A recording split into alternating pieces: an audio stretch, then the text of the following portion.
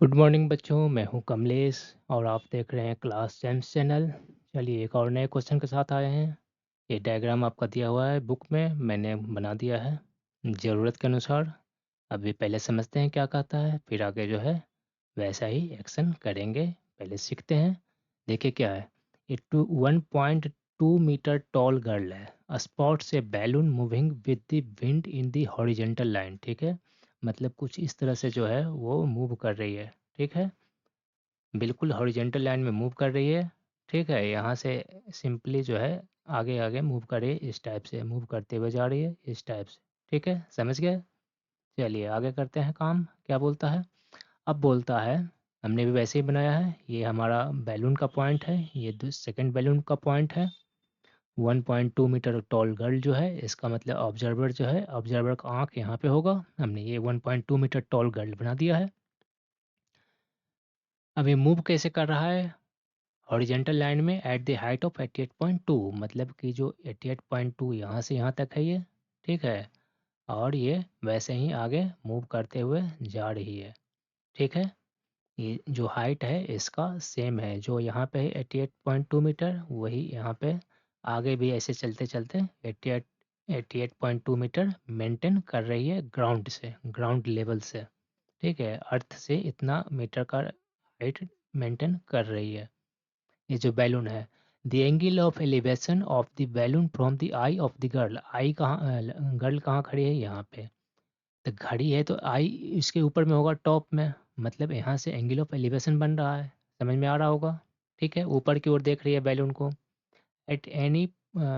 ठीक है, from the eyes of the girl at any instant is 60 degree, किसी time पे देखिए तो 60 डिग्री का एंगल मिला। इस यहाँ पे अगर बैलून है तो इसको 60 डिग्री का एंगल मिला। ठीक है, after some time the angle of elevation reduces to 30 degree. कुछ देर के बाद क्या होता है, ये बैलून जो है ऐसे ही बढ़ता गया यहाँ चला आया। अब जो एंगल ऑफ एलिवेशन है, लड़की जो यहाँ से देख रही है वो कितना बच गया, एंगल ऑफ एलिवेशन जो है वो बन गया 30 डिग्री। ठीक है, ये 30 डिग्री हमने दर्शा दिया यहाँ पे, ये क्वेश्चन में ऑलरेडी है, फिगर्स भी बने हुए हैं। ठीक है, कोई दिक्कत नहीं है। Find the distance travelled by the balloon during the interval, जो बैलून यहाँ से यहाँ तक आया इसके डिस्टेंस की बात कर रहा है कि इसका जो है कितना डिस्टेंस उसने ट्रेवल कर लिया, यहाँ से यहाँ तक जो बैलून गई वो कितना डिस्टेंस ट्रेवल किया वो पूछ रहा है, ये आपको बताना है। अच्छा, अब इसको कैसे कीजिएगा समझिए पहले। ये 1.2 मीटर टॉल गर्ल है, जो कहाँ है, ग्राउंड पे खड़ी है। अभी जो हाइट काउंट होगा, ये जो हाइट की बात कर रहा है ये 88.2 यहाँ से यहाँ तक नहीं है, ये कहाँ से कहाँ तक है, यहाँ से यहाँ तक है। ग्राउंड लेवल तो ये है हमारा, तो बैलून तो यहाँ से जा रही है ना, यहाँ तक बैलून इस हाइट पे है, तो लड़की का हाइट भी इंक्लूडेड है, तो ये वाला जो पोर्शन बनेगा 88.2, ये 88.2 नहीं बनेगा, यहाँ से यहाँ तक बनेगा 88.2। ठीक है, यही जो है यहाँ से यहाँ तक 88.2 है। ठीक है, ना कि यहाँ से यहाँ तक है, यहाँ से लेकर के यहाँ तक है। अगर ये 1.2 है तो ये कितना बच गया, अगर हम केवल इसकी बात करते हैं तो कितना बच गया, ये माइनस हो जाएगा 88.2 से। 88.2 मीटर से माइनस कीजिएगा 1.2 मीटर तो कितना बच जाएगा, ये बचेगा 87 मीटर। ठीक है, करके देख लीजिएगा 87 मीटर बचेगा। हमने ऐसा क्यों किया, हमारा एंगल कहाँ बन रहा है, इस हॉरिजेंटल लाइन पे एंगल हमारा बन रहा है दोनों वाला, तो हमें इससे मतलब है। ठीक है, इसके ऊपर, तो इसके ऊपर तो ये रिड्यूस करना पड़ेगा ना, जो 1.2 मीटर टॉल गर्ल खड़ी है ये रिड्यूस करके हमने 87 लेके आया, ये हमको लेके आना पड़ेगा तभी हमारा आगे काम होगा, इसलिए हमने यहाँ पे माइनस करके 87 मीटर लेके आ गया। अब हम आराम से क्वेश्चन जो है कर सकते हैं, इतना ही समझने लायक था। अब क्या बचा, यहाँ पे 1060 अगर लेते हैं आप तो 1060 का वैल्यू पुट कर वो कर दीजिए। 1060 को मैं डायरेक्ट लिख दूँ, कोई दिक्कत नहीं है, जगह कम है, सीधा ख़त्म करते हैं इसको। तो जो 1060 का वैल्यू आएगा, इस एंगल की बात कर रहे हैं, इस राइट एंगल की, इस राइट एंगल की बात कर रहे हैं, यहाँ पे इसका 90 बनेगा। ठीक है, ठीक है, तो ये जो है इस एंगल की बात कर रहे हैं, इधर से भी राइट एंगल हो जाएगा।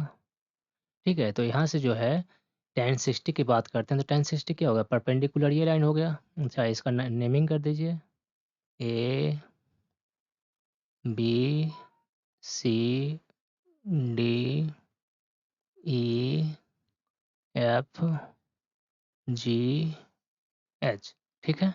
अब क्लियर है। अब जो है tan 60 की बात करते हैं तो क्या हो जाएगा, इसका परपेंडिकुलर ए सी हो गया। तो tan 60 का वैल्यू हम डायरेक्ट क्या लिख देते हैं, √3 इज इक्वल टू क्या हो गया, ए सी कितना आया, यहाँ से जो आपने माइनस किया 1.2, जो गर्ल खड़ी है तो यहाँ से भी तो माइनस करना पड़ेगा। तो ये कितना बचा, 88.2 तो बचा नहीं है, ये माइनस करके कितना हो गया था 87, तो यहाँ पे भी 87 ही आएगा, 87 मीटर। तो अब जो है √3 इक्वल टू क्या हो गया 87, और बाई इसका जो ये है BC, ये तो हमें पता नहीं है तो हम यहाँ क्या लिखेंगे, BC ही लिख देते हैं। यहाँ से BC का वैल्यू कितना आ जाएगा 87 बाई, ये नहीं कुछ है तो बाई 1 है, ये क्रॉस मल्टीप्लिकेशन करेंगे, ये इधर चला गया और ये इधर हम लेके आते हैं तो क्या हो जाएगा 87 बाई √3। इसमें कोई दिक्कत नहीं होगा आप लोगों को। ये हमारा क्लियर हो गया, BC निकल के आया, ये वाला पार्ट आया। अब हम इस ट्रायंगल की बात करते हैं, इस राइट एंगल की बात करते हैं, यहाँ पे इसका 90 बनेगा। इस राइट एंगल की बात करते हैं तो ये एक्यूट एंगल जो है 30 डिग्री, इसके लिए परपेंडिकुलर क्या होगा, ये वाला पोर्शन, ये वाला पोर्शन बोले तो क्या यहाँ तक हो गया DE, यानी कि हम tan 30 की बात करते हैं, tan 30 इज इक्वल टू क्या हो जाएगा, ये हमारा परपेंडिकुलर हो गया DE, और DE का वैल्यू हमें नोन है कितना है 87 है, तो हम 87 लिख सकते हैं, 87 डिवाइडेड बाई, अब ये पोर्शन कहाँ से है, यहाँ से यहाँ तक है, यहाँ से यहाँ तक है। BD जो है इस ट्रायंगल का, इस राइट एंगल का जो BD है ये हमारा पूरा का पूरा बेस है, ठीक है। तो हमें ये जो BC प्लस CD है, और BC का हमने वैल्यू निकाल लिया है, तो हम यहाँ लिख सकते हैं BC प्लस CD, यानी कि 87 बाई √3 और प्लस ये डिवाइड लाइन यहाँ तक है, अब प्लस क्या हो जाएगा CD, जो कि हमें पता नहीं है, फाइंड आउट करना है, ठीक है। अब इसको हम इरेज कर लेते हैं, हमारा काम हो गया यहाँ तक। अभी हम आसानी से आगे का सोल्व करके आपको बताते हैं कैसे क्या करना है, ठीक है। बहुत बेहतरीन तरीके से सीखना है, रटना नहीं है, मैथ रटने की चीज़ नहीं है, समझने की चीज़ है, समझिए सब अपने आप बनेगा। अब इसको सोल्व करते हैं, tan 30 का वैल्यू क्या होता है 1 बाई √3, ये तो आपको याद करना पड़ेगा, रटना पड़ेगा, इसमें कुछ भी नहीं है। अभी क्या है ऊपर, क्या है 87 है, इसको लिख सकते हैं हम 87 बाई 1, कोई दिक्कत नहीं है, डिवाइड बाई ये क्या हो गया 87, एक बार लिख देता हूँ जिससे आपको समझने में आसानी रहेगा।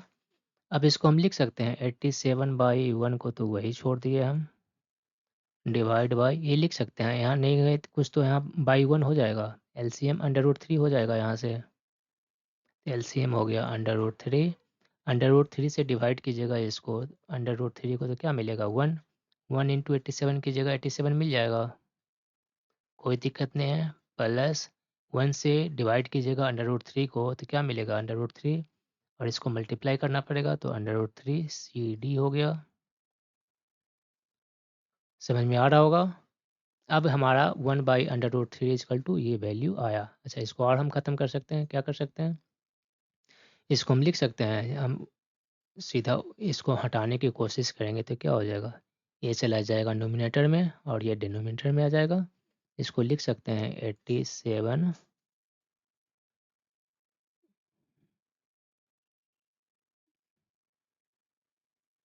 By 1 multiply by √3 by 87 plus √3 CD, कोई दिक्कत नहीं है, ये किसकी वैल्यू है 1 बाई √3 का है, ठीक है। तो ये यहाँ तक हमारा क्लियर हो गया। अब आगे जो है इधर वाला पोर्शन इरेज कर देते हैं और आपको समझने में आसानी रहेगा, ठीक है। तो ये वाला पोर्शन हमने इरेज कर दिया, इसकी ज़रूरत नहीं है।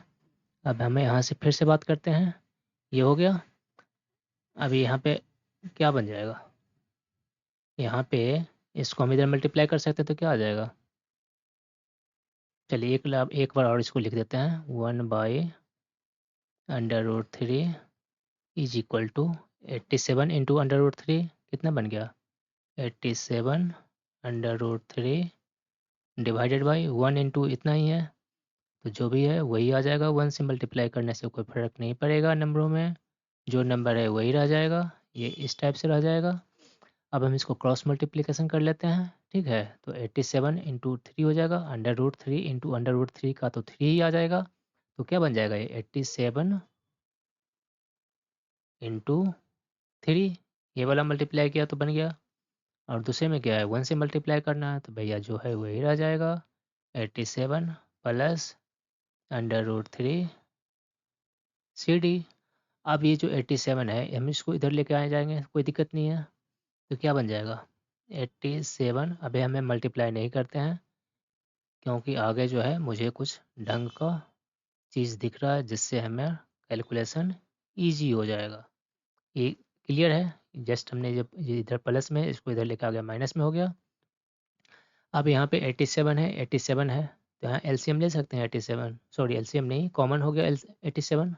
बचा क्या? 3 माइनस यहाँ पे क्या बचा? 1 इज इक्वल टू √3 CD। ठीक है, क्लियर है? अब यहाँ से क्या हो जाएगा? 87 इंटू 3 माइनस 1 कितना हो गया? 2 इज इक्वल टू √3 CD। कोई दिक्कत नहीं है। चलिए अब इस पोर्शन को हम क्लियर कर देते हैं। इस पोर्शन को हमें अब नहीं चाहिए। अब जो बाकी बचा हुआ है हम इस साइड आपको दिखा देते हैं। क्या करना है नहीं करना है, जस्ट कैलकुलेशन ही बचा है, खुद भी कर सकते हो। वीडियो देखने की पूरी ज़रूरत नहीं है।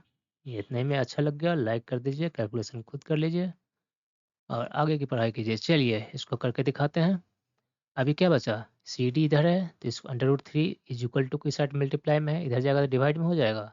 यानी कि हम लिख सकते हैं 87 multiply by 2 by √3 is equal to CD। अब CD इज इक्वल टू क्या होगा? हम जस्ट इधर कर लिए और कुछ नहीं किया है। इक्वल टू क्या हो जाएगा? इसको और इजी बनाऊँ? चलिए इजी बनाता हूँ। √3 से हम डायरेक्ट भी काट सकते हैं, समझ में नहीं आएगा आप लोगों को, इसलिए क्या करते हैं? मल्टीप्लाई बाई √3 ऊपर और √3 नीचे, जिससे कोई फर्क नहीं पड़ेगा। नीचे अब क्या हो जाएगा? 87। अब हो गया 87 बाई 2, तो यह ही है। और ये मल्टीप्लाई और क्या हो गया? √3। अब नीचे क्या हो जाएगा? √3 इंटू √3 कितना बन जाएगा? 3। अब 3 से कैंसिल होगा, देखिए 29 टाइम्स। ठीक है, अब क्या बन गया? 29 इंटू 2 58, और ये √3 हो गया। अच्छा ये यूनिट क्या है? मीटर में है सारा। मीटर, यहाँ पे भी है मीटर, ये ध्यान रखना पड़ेगा। तो ये बन गया मीटर, ठीक है। तो ये हमारा हो गया आंसर। यही हमको फाइंड करना था। क्यों? दो बैलून के बीच का डिस्टेंस, जो कि क्या था? यहाँ से यहाँ तक था, ये वाला। तो ये हमारा हो गया answer. Find the distance travelled by the balloon during the interval. ये तो हॉरिजेंटल है, समझने में दिक्कत हो रहा है तो देखिए ये वर्टिकल है, ये हॉरिजेंटल है, ये वर्टिकल हो गया। यहाँ से यहाँ तक का डिस्टेंस, यानी कि ये क्या बन गया? एक रेक्टेंगल टाइप बन गया। तो जो डिस्टेंस यहाँ पे होगा वही डिस्टेंस यहाँ पे होगा। हमने ये वाला फाइंड आउट कर लिया। ये वाला हमारा कितना आ गया? 58 √3 मीटर। तो यही होगा डिस्टेंस बिटवीन बैलून्स। ठीक है, आशा करता हूँ आप लोगों को समझ में आ रहा होगा। समझ में आ रहा है तो थम्स अप प्रेस कर दीजिएगा और सब्सक्राइब भी कर लीजिएगा अगर नहीं किया तो। चलिए बाय।